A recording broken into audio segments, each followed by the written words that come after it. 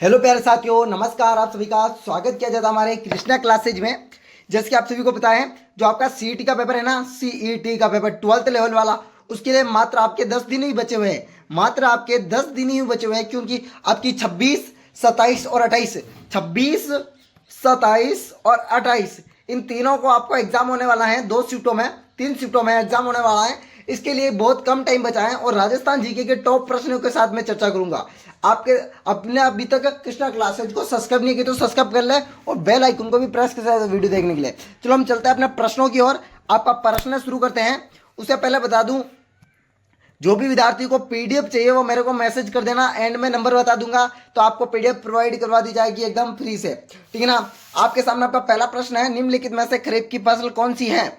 निम्नलिखित में से खरीफ खरीफ की फसल कौन सी है?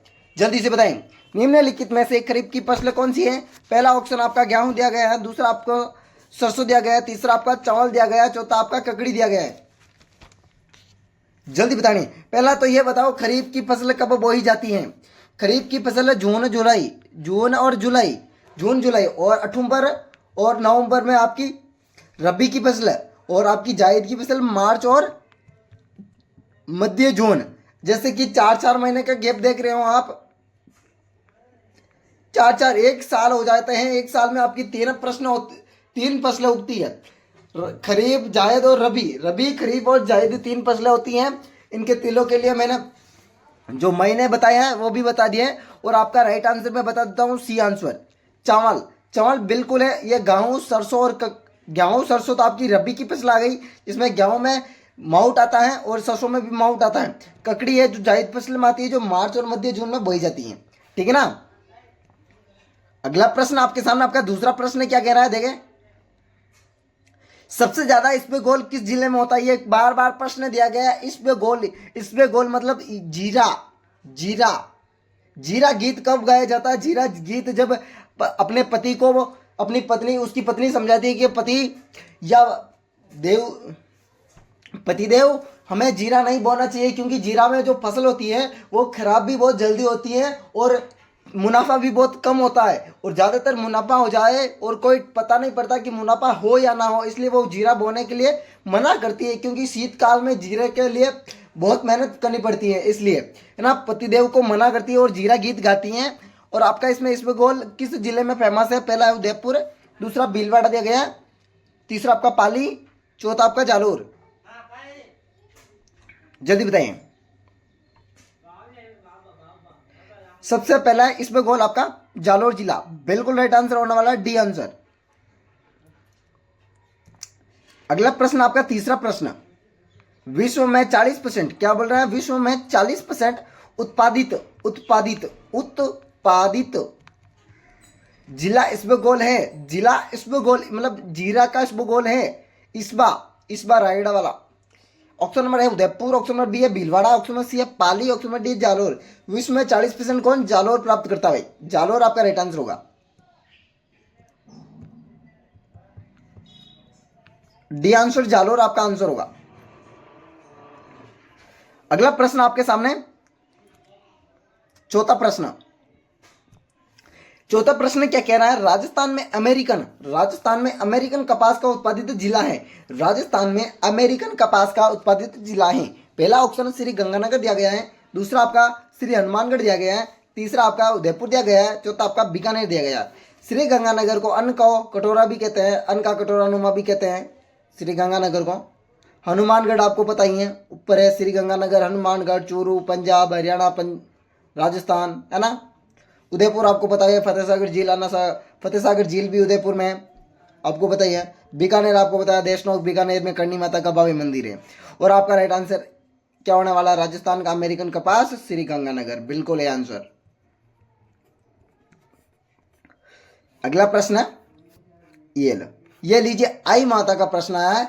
आई माता ने नीम पंथ किसके नीचे चलाया? किस वृक्ष के नीचे आई पंथ? आपका ऑप्शन होगा नीम, राइट आंसर होगा नीम के नीचे, नीमबोली के नीचे आई पंथ चलाया था, ठीक है ना। ऑप्शन नंबर ए, आई माता का मुख्य मंदिर कहाँ स्थित है? Option number A Mandalgarh, option number B है विजयगढ़, ऑप्शन नंबर सी है बिलाडा, ऑप्शन नंबर डी है आसरलाई। आई माता का मुख्य मंदिर बिलाड़ा गांव, जोधपुर ग्रामीण में, जोधपुर ग्रामीण में आता है या जोधपुर में ही आता है। अगला प्रश्न, छठा प्रश्न, करणी माता का विशाल मंदिर किस जिले में? अभी बताया था मैंने, करणी माता का किस किस नामों से जानते हैं? चूहो वाली देवी, चूहो वाली देवी। आया कुछ याद? काबो वाली देवी। इनके वंशज काबे कहलाते हैं। इनका एक जो भगत था, भगत कौन था? गंगा सिंह। इनका भगत था गंगा सिंह। कौन था? गंगा सिंह। याद रखना है आप सभी को। करणी माता का विशाल मंदिर जल्दी बताएं। बिल्कुल राइट आंसर आ गया, देशनोक बीकानेर उसका राइट आंसर है, देशनोक बीकानेर। अगला प्रश्न सातवां, बहुत बढ़िया प्रश्न है आपके सामने। सातवां प्रश्न कह रहा विष्णु समाज के संत हैं। ऑप्शन नंबर डी ए है कबीरदास, ऑप्शन नंबर बी है जाम्बो जी, ऑप्शन नंबर सी है Hanuman ji, option number D है तुलसीदास जी। भाई विष्णु समाज के संत, विष्णु मतलब 20+9, 20+9 29 नियम बनाए गए हैं। 29 नियम, विष्णु के 29 नियम होते हैं। वृक्ष को काटना मना होता है, वृक्ष को काटना। और विष्णु समाज जाम्बो जी है, जाम्ब संहिता इनके प्रसिद्ध ग्रंथ है, जाम्ब संहिता, जाम्बो वाणी, जाम सरिता। ठीक है ना, याद रखना आपको। अगला प्रश्न, आठवां प्रश्न है, राजस्थान की पहली बाघ परियोजना, पहली, दूसरी कहाँ है? पहली ये तो है रणथंभौर, दूसरी है अलवर। अब सभी को बताता ना, इसलिए मैंने बता दिया, रणथंभौर और अलवर। पहली बाघ परियोजना भी बता दिया और दूसरी भी बता दिया, दूसरी और पहली। केला देवी नहीं है राष्ट्रीय माता, केला देवी राष्ट्रीय उद्यान भी है, सीता माता अभ्यारण्य भी है। यह बहुत बढ़िया प्रश्न है, मुझे यह प्रश्न बहुत बढ़िया लगा। फुलवारी की नाल अभ्यारण्य किस जिले में है और यहाँ पर कौन सी नदी बहती है? यहाँ पर परवाना नदी बहती है। कौन सी? परवाना नदी बहती है। पर यह फुलवारी की नाल उदयपुर है ना, फुलवारी की नाल अभ्यारण्य किस जिले में है? अभी मेरा मुंह से भी निकल गया। ऑप्शन नंबर ए है अलवर, ऑप्शन नंबर बी है उदयपुर, ऑप्शन नंबर सी है जोधपुर, ऑप्शन नंबर डी है जयपुर। फुलवारी की नाल उदयपुर, उदयपुर, इसे याद, उदयपुर।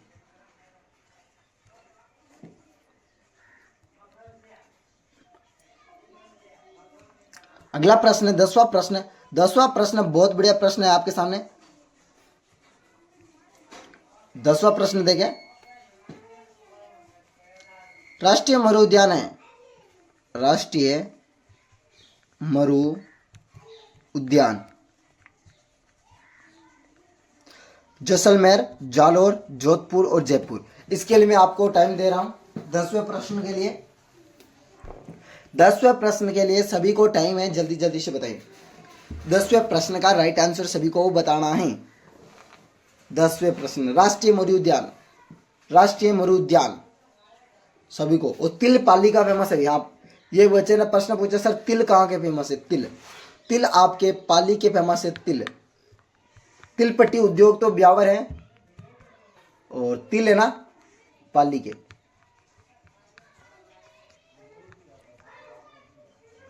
राष्ट्रीय मरु उद्यान जैसलमेर में।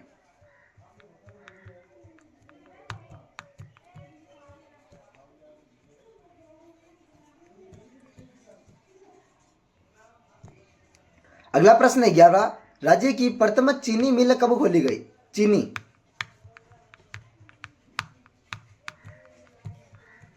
शक्कर मिल भी कह सकते हैं, कब खोली गई? ऑप्शन नंबर है 1932, option number B 1935, option number C आपका 1938, ऑप्शन नंबर डी 1955। सभी को राइट आंसर देना है, सभी को। यह बढ़िया प्रश्न है, इसके लिए मैं अलग पेन यूज करूंगा। यह है 1932, बिल्कुल ए आंसर होगा। यह प्रश्न याद रखने। और धौलपुर में कांच की फैक्ट्री है, कांच की फैक्ट्री धौलपुर, याद रख लेना। अब आपके सामने 12वां प्रश्न, 12वां प्रश्न है। 12वें प्रश्न के लिए मैं वही पेन यूज करूंगा। निम्नलिखित में से कारखाना स्थित है, निम्नलिखित में कारखाना कौन सा है? कारखाने कहाँ कहाँ पर है? ऑप्शन नंबर लाखेरी बूंदी में, सफेद सीमेंट के, सफेद सीमेंट। सोई माधोपुर में आपका बिनानी सीमेंट है। मंगरोल में आपकी सीमेंट है। सभी आपकी सीमेंट है। 13वां प्रश्न, राजस्थान स्टेट वर्क साल्टा सीमेंटेड स्थित है। ऑप्शन नंबर है किस जिले में स्थित है? ऑप्शन नंबर है नागौर, ऑप्शन नंबर बी है पाली, ऑप्शन नंबर सी है भीलवाड़ा, ऑप्शन नंबर डी है Barmer. Rajasthan state chemicals work स्थित है। राजस्थान स्टेट केमिकल वर्क आपका नागौर, डीडवाड़ा, पंचमंद्रा, डीडवाड़ा, नागौर। अगला प्रश्न 14वां प्रश्न, राष्ट्रीय राजमार्ग संख्या 8 किन नगरों से जोड़ता है? 8 वाला जल्दी बताइए। राष्ट्रीय राजमार्ग, राष्ट्रीय पदीकरण मार्ग भी आता है और राष्ट्रीय राजमार्ग भी आता है। किसको जोड़ता है? दिल्ली और अहमदाबाद, दिल्ली और आगरा, दिल्ली और जयपुर और दिल्ली और बेंगलुरु। जल्दी बताएं। यह प्रश्न बहुत बढ़िया प्रश्न है। एक प्रश्न पक्का आएगा और इसमें आंसर ए राइट आंसर होगा ए, दिल्ली और अहमदाबाद। वस्त्र नगरी अहमदाबाद भारत की और राज्य की भीलवाड़ा। दिल्ली आपको बताइए क्यों फेमस है, लाल किला वगैरह सब कुछ दिल्ली में ही है। 15वां प्रश्न, स्वामी त्रिकोण पर्यटन स्थल है। स्वामी त्रिकोण पर्यटन स्थल है। पहला है बीकानेर, जैसलमेर और जोधपुर। दूसरा है दिल्ली, आगरा, जयपुर। तीसरा है जैसलमेर, बीकानेर, जोधपुर और चौथा है चूरू, सीकर, झुंझुनू। इसका कौन सा राइट आंसर होगा जल्दी से कमेंट बॉक्स में करें। आप सभी को मैंने पहले भी कहा था, जिसको भी पीडीएफ चाहिए इस नंबर पर मैसेज कर देना 82906202 और 89। वेलकम। अगले वीडियो में मिलेंगे इसी प्रकार की वीडियो के साथ। आपको वीडियो कैसा लगा ये कमेंट बॉक्स में बताना है।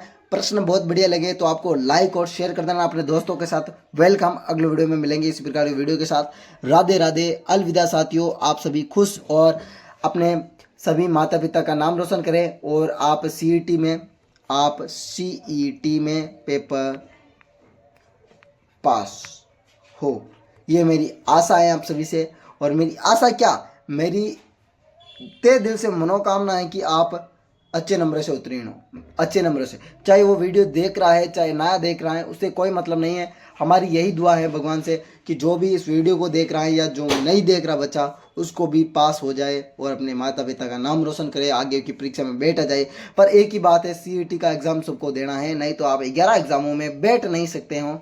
और आप सभी को बता दूं, रीट का एग्ज़ाम जल्दी आ चुका है। मात्र आपके 3 महीने बचे हैं। 3 महीने बहुत कम टाइम होता है और 3 महीने में आपकी तैयारी रंग ला सकती है। ठीक है ना। वेलकम। अगले वीडियो में मिलेंगे फिर से।